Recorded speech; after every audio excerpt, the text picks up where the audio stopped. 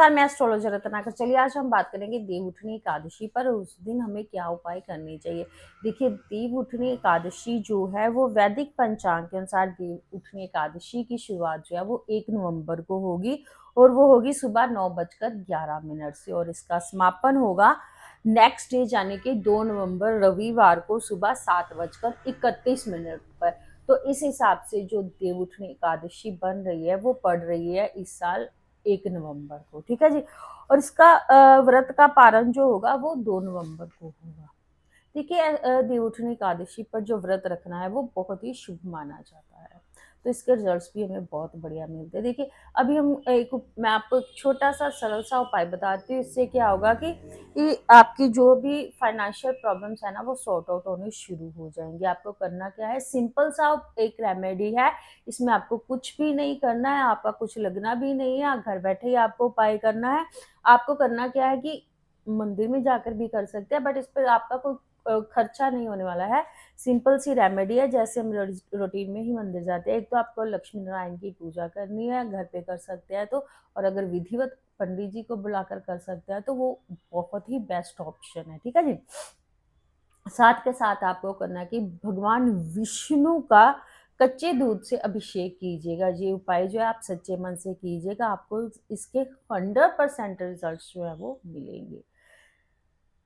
अभी हम बात करेंगे दीपक की। देखिए, आपको दीपक जलाने हैं, कितने कितने और कहाँ कहाँ, मैं मेन आपको बता देती हूँ। वैसे हमारे कुछ रिचुअल्स होते हैं, उसी के अकॉर्डिंग हम काम काम करते हैं। और जो हमारे जो ये परंपराएं जो होती है ना, जो थोड़ी थोड़ी दूर में अपने, जैसे साउथ वालों के अपने कुछ नियम होते हैं, नॉर्थ वालों के अपने होते हैं, वेस्ट वालों के, ईस्ट वालों के, हर एक के अलग अलग तरह के होते हैं। बट मैं कुछ आपको मेन बता देती हूँ, वो आप कीजिएगा।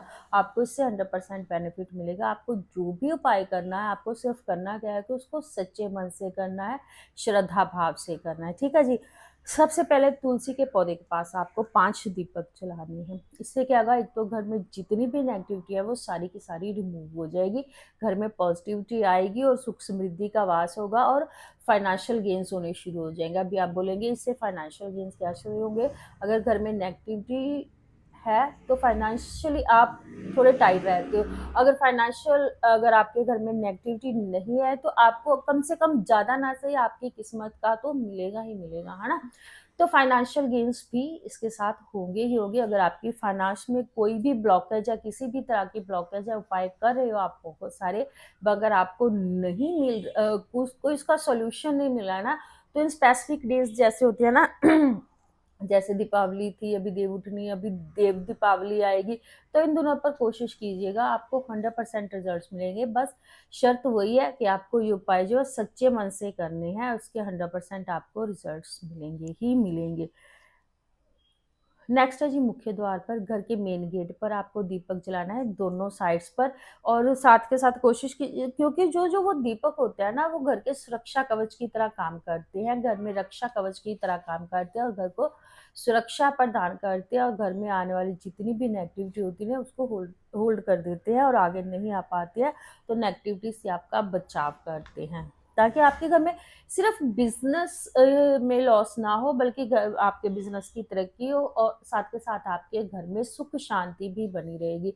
जहाँ पर नेगेटिविटी होगी वहाँ पर घर में कभी भी सुख शांति नहीं होगी, वहाँ पर हमेशा कला कलेश रहेगी और किसी ना किसी तरह का लॉस जो है वो होता ही रहेगा। कभी भी देख लीजिएगा, जिस घर में नेगेटिविटी है वहाँ पर कभी भी सुख शांति नहीं होती है। चाहे 2 जन ही वहाँ पे रहते हो ना, तो वो भी आपस में झगड़ा ही करते रहते हैं। और फाइनेंशियल गेन्स अगर हो भी ना उनके, तो फिर वो किसी ना किसी तरह से लॉस हो जाता है। जैसे मेडिकल पर एकदम से बहुत बड़ा खर्चा हो गया, जब समझ लो कि कोई पैसे गुम ही गए, कोई चीज गुम ही गई, ऐसे लॉसेस होते रहते हैं, ठीक है। चलिए, इस पर हम कभी बाद में डिटेल में बात करेंगे। अभी हम अपने मेन टॉपिक पर आते हैं। नेक्स्ट, पीपल के पेड़ के नीचे आपको दिया जलाना है और साथ के साथ उस पीपल के पेड़ की आपको करनी है 7 परिक्रमा, ठीक है जी।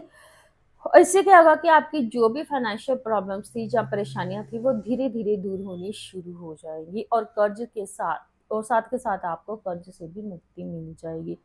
अभी हम बात करेंगे रसोई घर की। तो रसोई घर में स्पेशल घी का दीपक जलाइएगा, क्योंकि ऐसी मान्यता है कि रसोई घर में जो होता है ना, माँ अन्नपूर्णा का वास होता है। माँ अन्नपूर्णा का अगर आशीर्वाद होगा तो आपके घर में धन धान्य की कोई भी कमी नहीं रहेगी, किसी भी तरह की कमी नहीं रहेगी। तो ऐसा करने से माँ अन्नपूर्णा, और माँ अन्नपूर्णा की पूजा भी की जाती है कुछ स्पेशल ओकेजन्स पे। तो माँ आप अन्नपूर्णा का आशीर्वाद रहेगा और आपके घर में सुख समृद्धि का वास होगा और आपके घर में अन्न की कमी कभी भी नहीं रहेगी। ठीक है जी। अभी हम बात करेंगे तुलसी विवाह को। तो एकादशी पर तुलसी विवाह का प्रचलन है, रिवाज है। इस साल जो तुलसी विवाह बन रहा है वो 2 नवंबर को बन रहा है। और तुलसी का माँ तुलसी का विवाह भगवान शालिग्राम जी से किया जाता है। इससे क्या होता है कि आपकी मैरिड लाइफ जो है उसकी भी जो भी कोई डिफिकल्टीज थी, प्रॉब्लम्स थी, वो सॉर्ट आउट हो जाती है। साथ के साथ घर में सुख समृद्धि जो होती है वो बनी रहती है। अभी हम घर नेक्स्ट हम बात करेंगे छोटी सी और बहुत इंपॉर्टेंट बात, वो ये है जो मेन चीज होती है ना घर की साफ सफाई। वो बोलते हैं ना जहाँ पर साफ सफाई होती है वही भगवान का वास होता है, वही कोई भी देवी देवता आता है। अगर गंद पड़ा है तो वैसे तो बोलते हैं, बट इट्स ट्रू के देखो अमीरों के घर में कभी भी गंद नहीं पड़ा तो उनकी तो बेडशीट पर भी सिलवटें नहीं होती हैं और उनके उनके घर में ही लक्ष्मी माँ का वास होता है ना। वही पर सुख शांति भी होती है। और सफाई साफ सफाई की हमारे कम से कम हमारी जो कल्चर है उसमें बहुत ज़्यादा इम्पोर्टेंस मानी गई है। चाहे हम कोई भी एग्जाम्पल दे रहे या कुछ भी कर ले, बट इम्पोर्टेंट ये होता है कि हम सफाई को इम्पोर्टेंस देते हैं।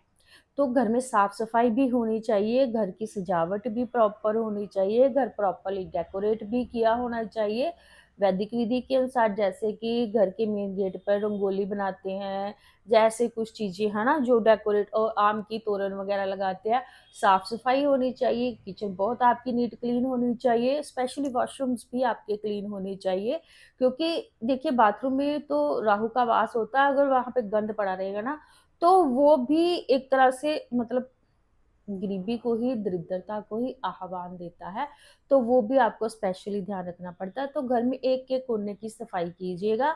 वैसे भी ये जो डेज होते हैं ना, मौसम चेंज हो रहा है तो मच्छर वगैरह की प्रॉब्लम ना हो, इसलिए भी घर की साफ सफाई को इम्पोर्टेंस दी जाती है, क्योंकि वहीं से फिर बीमारियां भी पैदा होती है ना।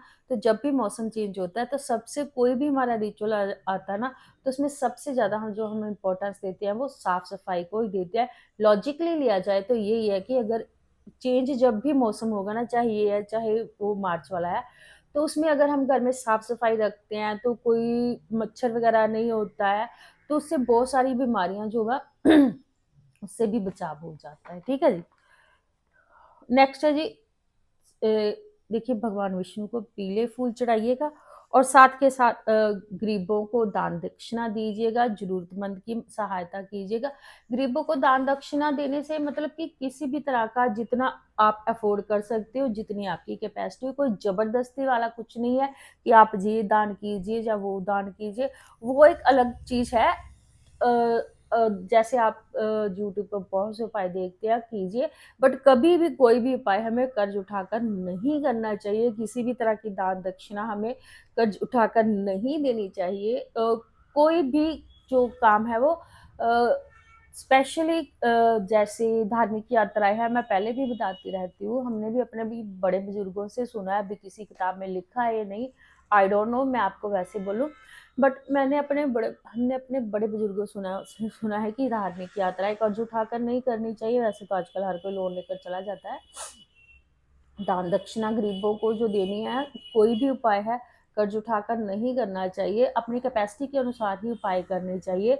दान का क्या, अगर आप 2 रोटी के साथ दाल भी दान कर दोगे ना तो वो भी दान ही, एग्जाम्पल दे रही हूँ भैया, कोई इसमें वो नहीं है, क्रिटिसिज्म नहीं है, एग्जाम्पल दे रही हूँ कि 2 रोटी और दाल भी दान कर दोगे ना तो वो दान ही गिना जाएगा।